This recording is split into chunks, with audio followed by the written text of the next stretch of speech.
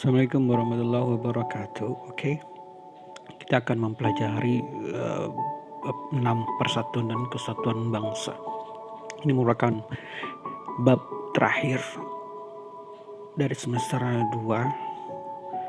Kita akan mempelajari apa aja tentang makna persatuan dan kesatuan, kehidupan bernegara dalam konsep negara, Persatuan Republik Indonesia, lalu juga faktor pendorong dan penghambatnya. Dan keempat, perilaku yang menunjukkan sikap menjaga keutuhan negara kita. Oke, buat diri senyaman mungkin untuk mendengarkan materi ini. Bagaimana kita ketahui Indonesia banyak budaya, banyak agama, banyak suku. Yang ini merupakan harus yang kita syukuri. Mensyukuri berarti menghargai dan menjaganya dari berbagai hal yang dapat mengancam. Otomatis kita harus menjaga itu semua. Makna persatuan dan kesatuan bangsa. Makna persatuan ini menurut Kamus Besar Indonesia adalah persatuan adalah gabungan, ikatan, kumpulan dan sebagainya sebagaimana dan beberapa bagian yang sudah bersatu atau perserikatan ataupun juga serikat. Lalu juga arti makna kesatuan. Kesatuan berarti perihal satu, keesahan, sifat tunggal, satuan.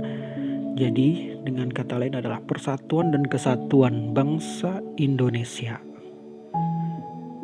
Dapat diartikan bersatunya berbagai bangsa dengan yang memiliki perbedaan suku, bahasa maupun adat istiadat yang mendiami wilayah Indonesia menjadi satu kebulatan yang utuh dan serasi. Dan bagaimana jika persatuan dan kesatuan bangsa dalam sejarah? Bagaimana yang kita ketahui, para pelajar Indonesia dahulu kala menyadari bahwa Indonesia hanya dapat merdeka jika rakyatnya bersatu. Pada tanggal 20 Mei 1908 dibentuklah Budi Utomo. Oleh siapa? Dr. Sutomo dan para mahasiswa Stopia, sekolah tinggi kedokteran yang ada di Jakarta.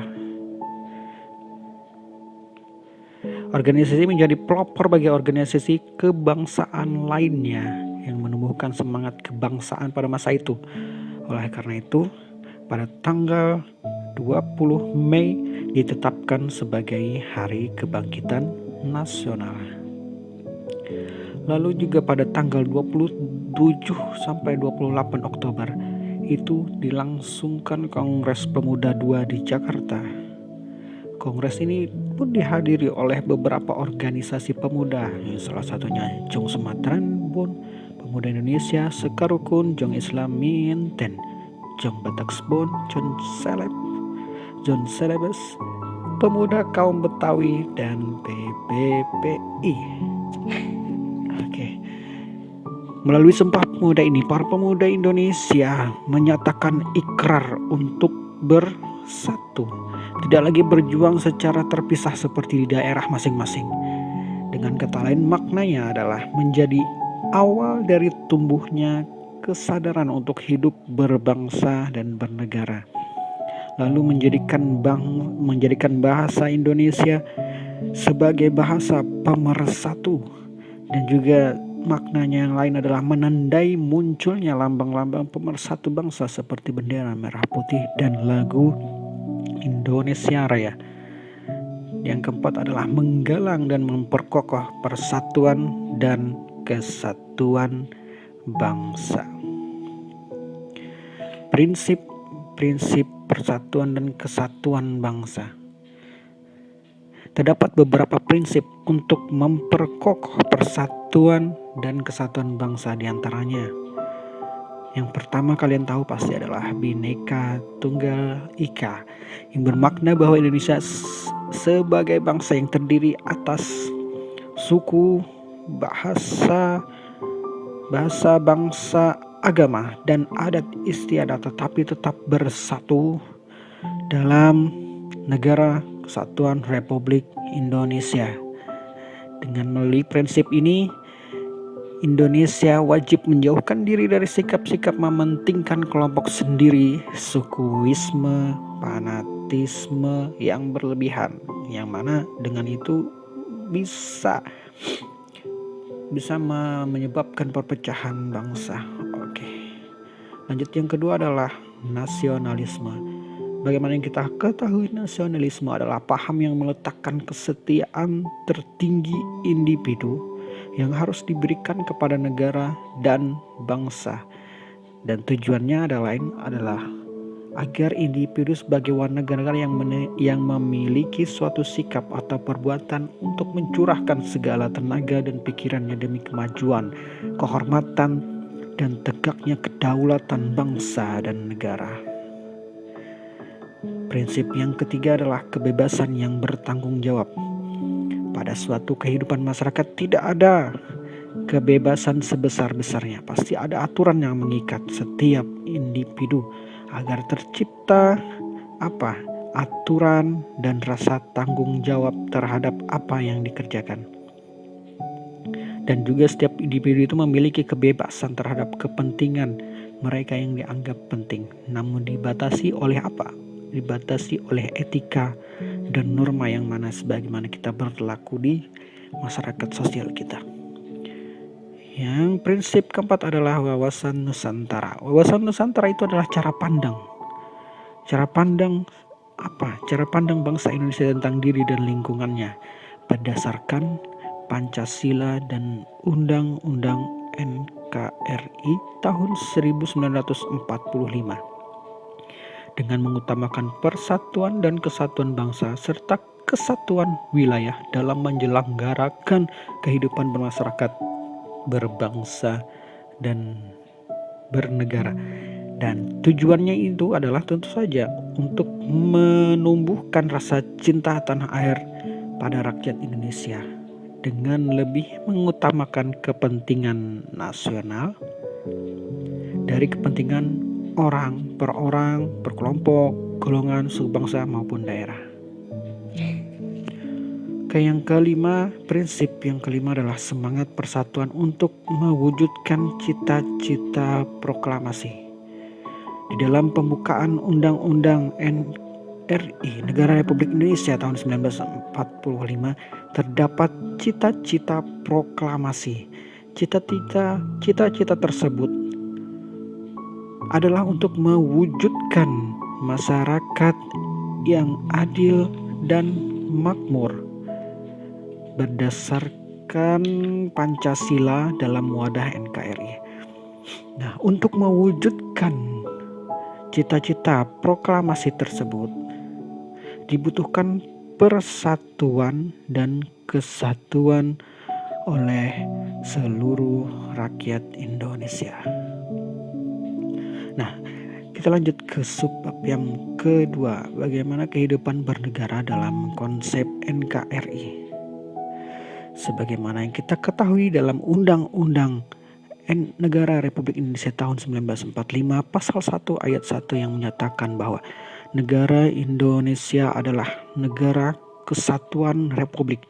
Jadi jelas bahwa bentuk negara Indonesia bukanlah negara federal, tetapi negara kesatuan.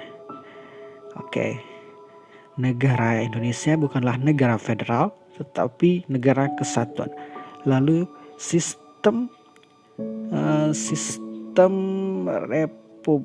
pemerintahan negara Indonesia jelas itu adalah republik, bukan monarki, bukan kerajaan. Yang keempat, sistem pembagian kekuasaan. Sistem pemerintahan Republik Indonesia menganut sistem pembagian kekuasaan atau distribution of power, bukan sistem pemisahan kekuasaan atau separation of power. Nah, kita lihat sejarahnya. Sistem pemerintahan Indonesia sebelum perubahan Undang-Undang Dasar di tahun 1945. Kita lihat ini adalah beberapa sistem pemerintahan sebelum perubahan sebelum amandemen. Yang pertama adalah Indonesia ialah negara yang berdasar atas hukum, tidak berdasar atas kekuasaan belaka. Yang kedua, pemerintahan berdasarkan atas sistem konstitusi atau hukum dasar, tidak bersifat absolutisme yang mana kekuasaan itu tidak terbatas. Terus yang ketiga adalah kedaulatan rakyat dipegang oleh suatu badan yang bernama Majelis Permusyawaratan Rakyat, nah MPR.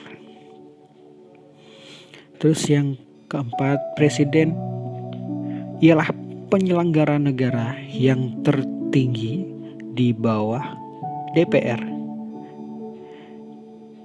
Terus yang kelima, presiden tidak bertanggung jawab kepada Dewan Perwakilan Rakyat. Yang keenam, presiden harus mendapat persetujuan DPR untuk membentuk undang-undang dan untuk menetapkan anggaran pendapatan dan belanja negara. Lanjutnya, Menteri Negara ialah pembantu presiden. Jadi Menteri Negara ini tidak bertanggung jawab kepada DPR. Kedudukannya pun bukan bergantung pada DPR, melainkan bergantung pada presiden. Nah, mereka ini adalah pembantu presiden. Terus yang kekuasaan kepala negara tak terbatas, dan juga DPR tidak bisa dibuarkan oleh presiden, berlainan dengan sistem parlementer, beda. Lanjut, bagaimana jika sesudah perubahan undang-undang NRI atau sesudah amandemen? Nah, sesudah perubahan ini, Indonesia menjadi negara kesatuan yang berbentuk republik. Terus MPR terdiri atas anggota DPR dan anggota DPD yang dipilih melalui pemilihan umum. Yang ketiga, Presiden Republik Indonesia memegang kekuasaan pemerintah dibantu oleh seorang wakil presiden dipilih dalam satu pasangan secara langsung oleh rakyat. Terus yang keempat, presiden dan atau wakil presiden dapat diberhentikan oleh MPR dalam masa jabatannya oleh MPR atas usul DPR. Terus yang presiden tidak dapat membekukan dan atau membubarkan Dewan Perwakilan Rakyat. Terus yang presiden dibantu oleh menteri-menteri negara. Menteri-menteri itu diangkat dan diberhentikan oleh presiden. Yang masing-masing provinsi, kabupaten, kota itu mengurus sendiri urusan pemerintahan menurut asas otonomi dan tugas pembantuan. Lalu yang DPR memegang kekuasaan membentuk undang-undang. DPR penuh memiliki fungsi legislasi, fungsi anggaran, dan fungsi pengawasan. DPR itu. Dan juga yang terakhir, kekuasaan kehakiman atau yudikatif dilakukan oleh MA atau Mahkamah Agung dan badan peradilan yang berada di bawahnya. Oke. Setelah dilihat itu banyak variasi sistem pemerintahannya setelah perubahan undang-undang tahun 1945. Yang pertama, presiden sewaktu-waktu dapat diberhentikan oleh MPR atas usul dari DPR. Dengan demikian DPR tetap memiliki kekuasaan mengawasi presiden meskipun tidak secara langsung. Lalu yang dalam mengangkat duta dan konsul negara, presiden tetap memerlukan pertimbangan atau persetujuan dari DPR. Dan ini terdapat di amandemen pertama ya, Undang-Undang NRI tahun 1945. Terus yang ketiga, dalam mengeluarkan kebijakan tertentu, presiden perlu pertimbangan atau persetujuan dari DPR. Oke, lalu yang keempat, parlemen diberi kekuasaan yang lebih besar dalam hal membentuk undang-undang dan hak budget atau anggaran. Dan ini terdapat di amandemen pertama dan kedua ya. Nah, otomatis perubahan ini disusun agar dapat memperbaiki sistem presidensial yang lama. Oke, faktor pendorong dan penghambat. Faktor pendorong persatuan dan kesatuan bangsa Indonesia. Yang pertama adalah bangsa Indonesia memiliki Pancasila sebagai dasar negara. Nah,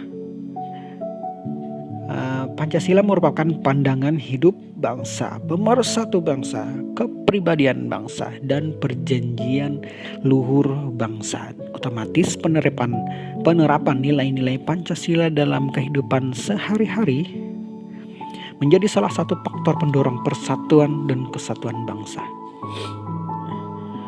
Yang kedua adalah Sumpah Pemuda, yang mana para pemuda yang mengikrarkan sumpah pada tanggal 28 Oktober 1928, yang mana menyatakan pentingnya persatuan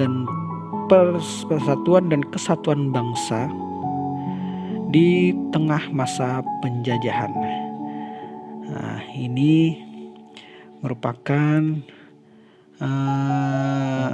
persatuan dan kesatuan bangsa yang diikrarkan dan menjadi penting di tengah gempuran berbagai macam isu yang dapat memecah belah. Oke, yang ketiga adalah Bhinneka Tunggal Ika. Semboyan Bhinneka Tunggal Ika itu merupakan sangat penting bagi negara Indonesia, yang mana Indonesia ini kan punya banyak suku, bangsa, budaya, bahasa, agama.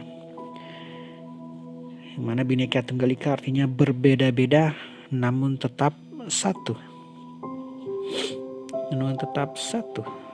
Oke. Artinya walau Indonesia merupakan bangsa yang majemuk dan multikultural, bangsa Indonesia tidak terpecah. Bangsa Indonesia tetap bersatu demi keutuhan negara Republik Indonesia. Lalu yang keempat adalah semangat kebersamaan. Seperti perilaku apa? Seperti perilaku bergotong royong, solidaritas terhadap sesama anggota masyarakat, serta toleransi keagamaan. Oke, kita lanjut ke faktor-faktor penghambat persatuan dan kesatuannya. Satuan Republik Indonesia. Oke, yang pertama adalah keberagaman masyarakat Indonesia. Kenapa ini dijadikan faktor penghambat? Kita telah mengetahui bahwa Indonesia terdiri banyak suku, agama, adat, bahasa, dan keberagaman tersebut. Nah, itu yang dapat menghambat persatuan dan kesatuan bangsa. Misalnya apa, Bah? Misalnya apabila kita mencurigai orang yang berbeda dengan kita, tidak bertoleransi kepada kelompok lain, atau menganggap kelompok kita lebih baik dari kelompok lain. Oke. Lalu yang kedua adalah Indonesia memiliki wilayah dengan ribuan pulau. Bukankah ini hal yang bagus? Belum tentu. Terdapat pengaruh dari wilayah yang luas dengan banyak pulau, yang mana sejumlah daerah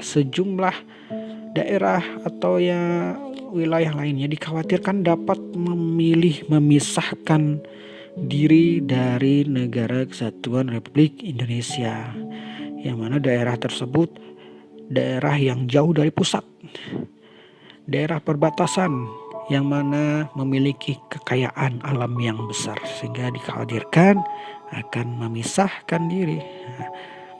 Lalu yang ketiga adalah kesini lagi. Oke, yang ketiga, ketidakpuasan ketimpangan ekonomi dan tidak meratanya pembangunan ekonomi, yang mana sejumlah daerah dengan kekayaannya alam yang melimpah dapat saja merasa nggak puas terhadap pemerintah pusat.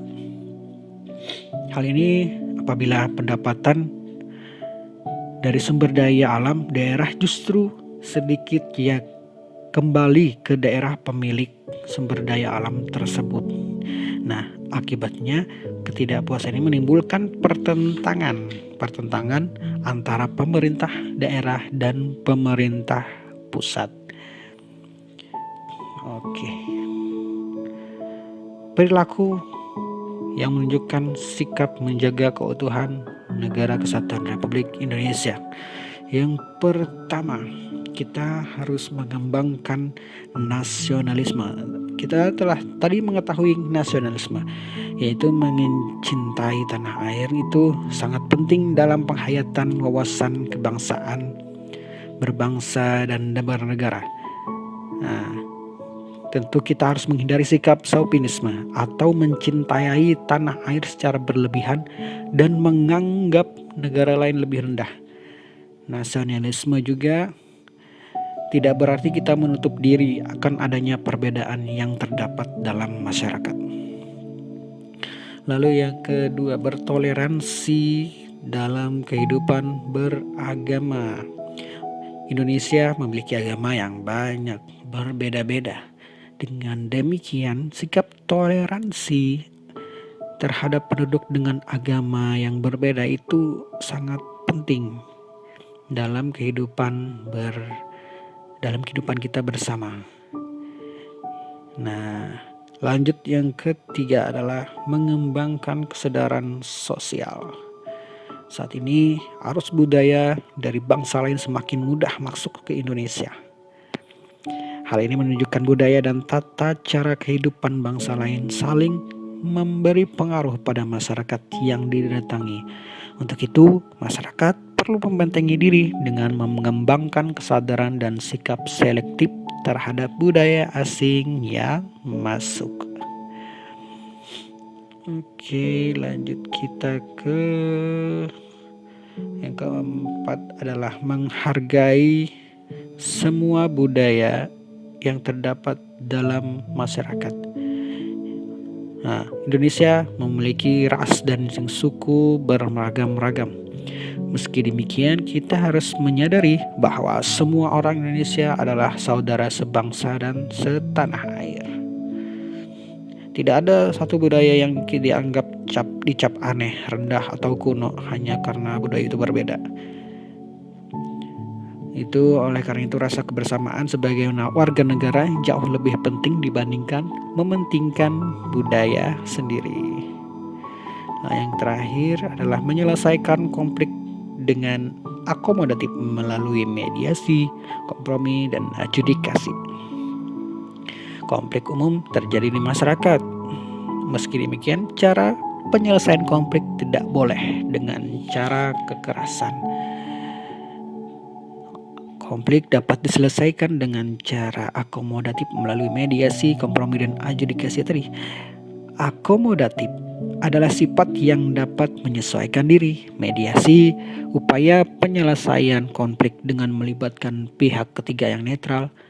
Lalu kompromi adalah bersetuju dengan jalan damai. Dan adjudikasi adalah penyelesaian perkara atau sengketa di pengadilan. Oke, lanjut. Tindakan yang menunjukkan sikap menjaga keutuhan NKRI. Inilah yang harus kita terapkan dalam kehidupan sehari-hari. Yang pertama adalah menghargai dan menghormati pemeluk agama lain. Yang kedua adalah menghargai dan menghormati berbagai etnis, menghormati budaya suku lain, menghargai dan menghormati adat istiadat suku kebiasaan suku lain, menggunakan bahasa Indonesia, bergaul tidak membedakan suku, melakukan bakti sosial, memberikan kesempatan pemeluk agama lain untuk beribadah, tidak mengganggu pemeluk agama lain untuk menjalankan ibadah, menjalankan kegiatan kemasyarakatan bersama pemeluk agama lain seperti apa kerja bakti, HUT kemerdekaan Indonesia, bakti sosial, terus mendirikan perkumpulan di lingkungan setempat tanpa membeda-bedakan suku, agama maupun gender. Terus memperingati Hari Sumpah Pemuda, yang mana dengan kegiatan tersebut dapat meningkatkan kecintaan kita terhadap tanah air. Lalu melakukan dialog bersama untuk memecahkan suatu masalah.